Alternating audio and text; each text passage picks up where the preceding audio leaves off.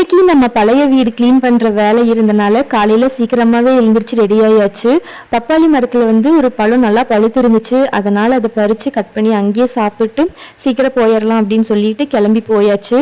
First இங்கே இருக்கிற இந்த மரம் செடி அதெல்லாமே கட் பண்ணி க்ளீன் பண்ணுறதுக்கே ரொம்ப நேரம் ஆயிடுச்சு. இதெல்லாமே கட் பண்ணி பார்த்ததுக்கே அவ்வளோ சூப்பராக இருந்துச்சு பார்க்குறதுக்கே.